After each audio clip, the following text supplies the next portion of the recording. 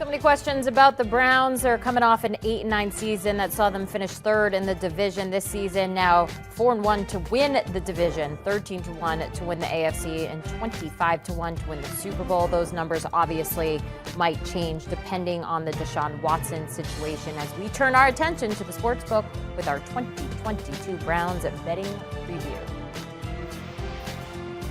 And for that, we're going to welcome back our Larry Hartstein, going to try to make some sense of everything going on with Cleveland. Now, Sportsbook, they're obviously treating this Brown situation carefully as they're waiting for the Deshaun Watson rulings to be made before they release the number set regarding, anything with his numbers, the win total, all of that. It all makes sense, though, to just sit and wait, right, Larry?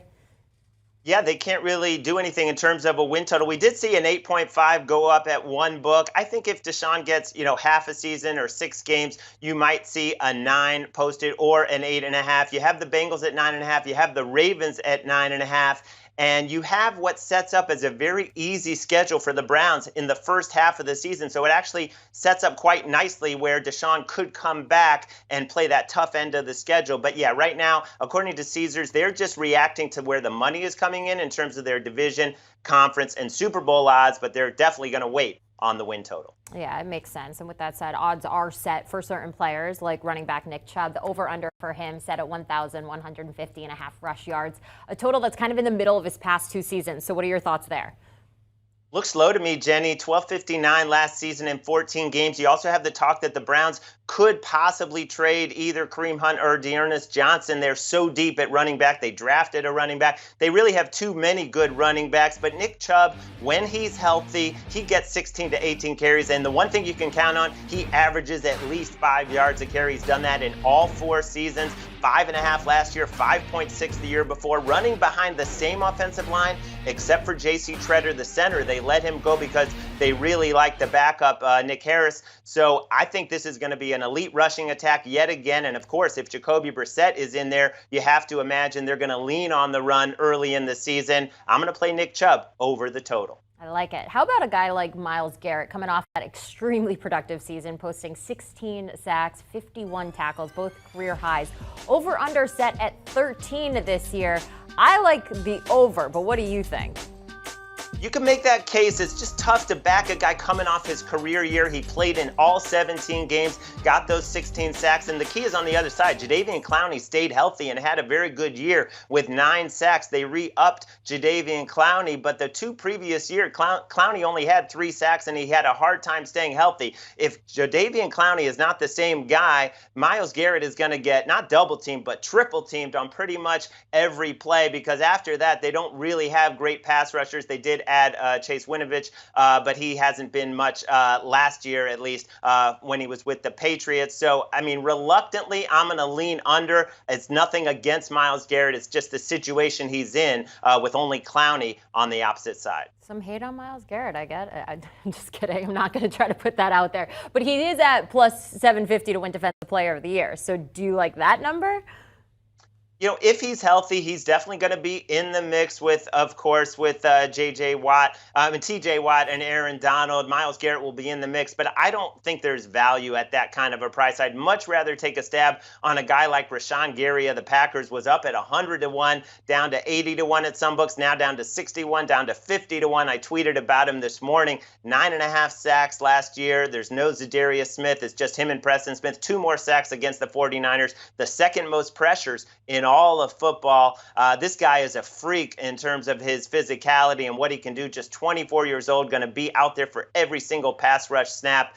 So I'd rather take a shot on a long shot like Rashawn Gary. I like it. All right, so while we're waiting on certain odds with the Deshaun Watson situation, we do have divisional conference and Super Bowl odds out. So we're at plus 400 to win the division, plus 1,300 for the AFC, and plus 2,500 to win the Super Bowl. It's really so hard to tell, but what do you like about those numbers? I'd love to get the playoff number and back them to make the playoffs because I do like the Browns this season, but you could take a shot at 4-1 to win the division, and you're hoping that Deshaun Watson does not get the whole season, maybe gets half a season or 6 games. Look at that schedule. They're going to be favored in the first 4 games probably.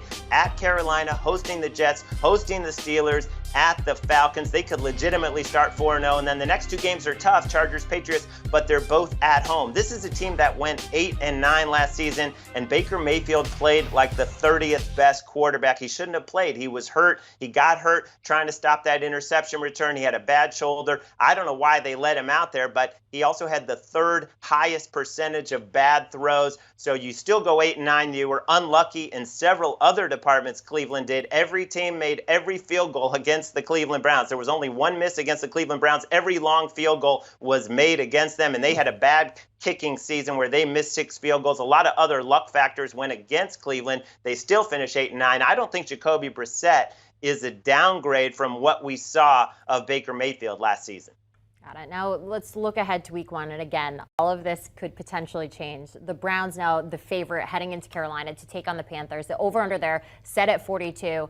What's your heart telling you as far as that goes right now? Well, the narrative is certainly that Baker Mayfield wants to stick it to the Browns. What did they do so badly to him? They drafted him number 1, gave him $33 million guaranteed, played him last year when he probably shouldn't have played, and then are paying him $10.5 million this season to play for Carolina. So I don't know about the narrative. I just think on paper the Browns have, a top 5 running game, maybe the best running game. They have a top 10 offensive line. They're going against a Panthers defense that lost Stephon Gilmore, Hassan Reddick, their sack leader, Daquan Jones on the defensive line, a Panthers team that completely remade its offensive line, a Carolina team that's won 15 games total the past 3 seasons. So when we saw this line open all the way 4.5, now down to -1 because of the Baker Mayfield trade and because of the looming suspension. I think there's value on the Browns in week 1. Larry, thank you so much for joining us here on theCUBE. We always appreciate it and always appreciate all of your insight. So we're going to just recap all of your goodies when it comes to the Cleveland Browns right now. You like Chubb with the over of 1,150.5 rush yards. Myles Garrett, not super, you're not down on him, but you like the under as far as 13 sacks go, and you don't like the value as far as the Defensive Player of the Year goes with that one. And looking at week 1, Baker going against his former team. There's questions with the Browns, but Larry's still going with Cleveland there. The instant analysis, no yelling, no fake debates, no politics. Hit the subscribe button and never miss a moment.